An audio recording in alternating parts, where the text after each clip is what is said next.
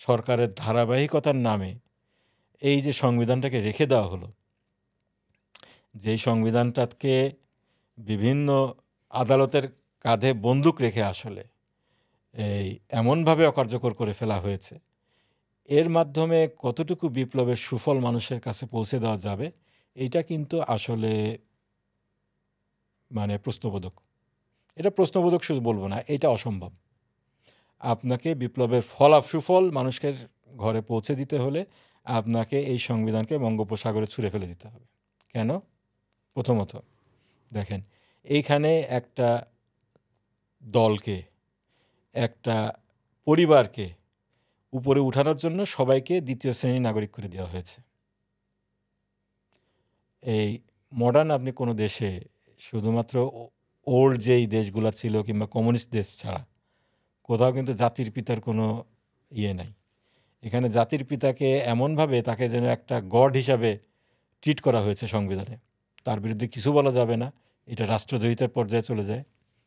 তারপরে আপনার দেখেন যে এই সংবিধান প্রথম থেকেই এটা কিন্তু জনসাধারণের আবেগ অনুভূতির সাথে যায় না। আপনার এই সংবিধান যখন ৭২ সালে রচনা করা হলো, এর ভিত্তি কী হওয়া উচিত ছিল বলেন? এর ভিত্তি হওয়া উচিত ছিল যে স্বাধীনতা যুদ্ধ তৎকালীন সময়ে যেটা হয়েছিল, তার আগে একটা ইলেকশন হয়েছিল, সেখানে সেই ইলেকশনে যারা জয়ী হয়েছিল তাদের একটা ইলেকশনের ম্যানিফেস্টো ছিল। সেটাই হতে পারে, কারণ সেটার পক্ষে মানুষজন ম্যান্ডেট দিয়েছিল, ওভারওয়েলমিং ম্যান্ডেট দিয়েছিল। সেইখানে ছিল কোরআন হাদিস বিরোধী কোনো আইন করা হবে না। আরও অনেক কথা ছিল যেগুলো বললে এখন বিতর্ক সৃষ্টি হবে, আমি ওইদিকে যাচ্ছি না। সেখানে আপনি ধর্মনিরপেক্ষতার কথা ছিল না, সমাজতন্ত্রের কথা ছিল না। আপনি এইগুলো কোথার থেকে পাইলেন? এইটা তো পরিষ্কার যে ৭২ সালের সংবিধান এইটা পার্শ্ববর্তী দেশের আঙ্গুলি হেলানো হয়েছে, এবং এই জিনিসগুলা পার্শ্ববর্তী দেশের সংবিধান থেকে আমাদের দেশে সংবিধানে ইনকর্পোরেট করা হয়েছে। এবং আপনি দেখেন শুধুমাত্র ইলেকশনের ম্যানিফেস্টো, ৭০ ইলেকশনের ম্যানিফেস্টো না, আপনার এই স্বাধীনতার যে ঘোষণাপত্র, প্রোক্লেমেশন অফ ইন্ডিপেন্ডেন্স, সেখানেও কিন্তু এই সমস্ত কথা ছিল না। ধর্মনিরপেক্ষতার কথা ছিল না, ধর্মভিত্তিক রাজনীতিগুলো নিষিদ্ধ করা হবে এগুলোর কথা ছিল না, ধর্মের ভিত্তিতে কোনো সংগঠন করা যাবে না এই ধরনের কথা ছিল না। এইগুলো কিন্তু ঢুকিয়ে দেওয়া হয়েছে।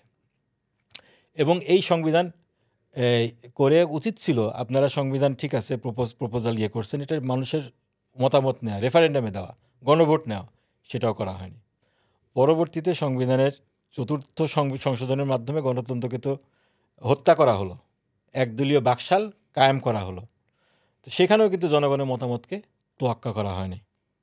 এর পরবর্তীতে ৫ম সংশোধনীর মাধ্যমে এটাকে কিছুটা জনগণের আবেগ অনুভূতিকে অ্যাকোমোডেট করার চেষ্টা করা হয়েছিল।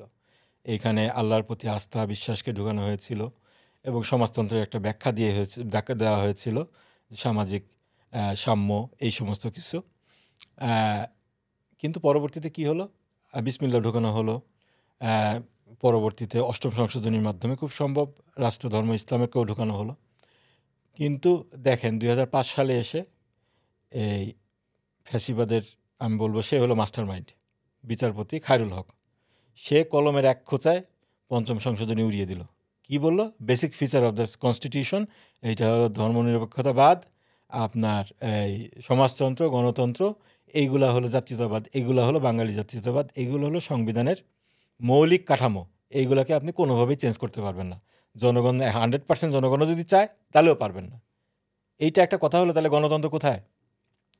তো এবং এই পরবর্তীতে একের পর এক যে সংশোধনীগুলা বাতিল করার রায় দেওয়া হলো এবং পরবর্তীতে তত্ত্বাবধায়ক সরকার বাতিল করে আপনার এই ফ্যাসিবাদকে জেকে বসার সুযোগ করে দিল হাইকোর্ট, এই ফ্যাসিবাদের দোসর হাইকোর্ট। তো এগুলোর মাধ্যমে যেটা হয়েছে, আপনার সংবিধানকে একেবারে পরিপূর্ণভাবে অকার্যকর করে ফেলা হয়েছে। এক তো প্রথম থেকেই সংবিধানে এখানে জনগণের মতামত, আবেগ অনুভূতির তোয়াক্কা করা হয় নাই। পরবর্তীতে এই নিজেদের ক্ষমতাকে কুক্ষিগত করার জন্য, ফ্যাসিবাদকে প্রলং করার জন্য এই সংবিধানকে পুরোপুরি অকার্যকর করে ফেলা হয়েছে।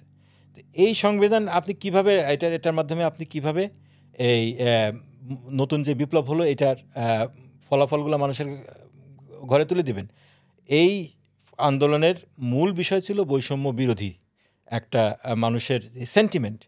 এই দেশে কোনো পরিবারের কিংবা কোনো গোষ্ঠীর একক ওদের আধিপত্য থাকবে না। এখানে এই দেশে, স্বাধীন দেশে আমরা সবাই সমান। কিন্তু এই সংবিধানই তো তার বিপরীত। এই সংবিধান কি করছে আমাদেরকে?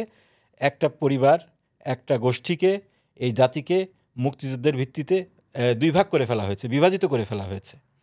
তো তাদের মুক্তিযোদ্ধা, তাদের নাতি পুতি, এরা হলো ফার্স্ট ক্লাস সিটিজেন আর সবাই হলো সেকেন্ড ক্লাস সিটিজেন। তো আপনাকে এই জন্য এই সংবিধানকে পরিপূর্ণভাবে বাতিল করতে হবে। আপনার প্রথম থেকে এটা বাতিল না করার কারণে একে একে জটিলতাগুলো কিন্তু আসছে, এইগুলো কিন্তু বাড়ছে। তো এখন এটা কোন দিকে যাবে আল্লাহ ভালো জানেন, আল্লাহ আমাদেরকে রক্ষা করুন। কিন্তু প্রথমে যে কাজটা করা উচিত ছিল সেটা করা হয়নি।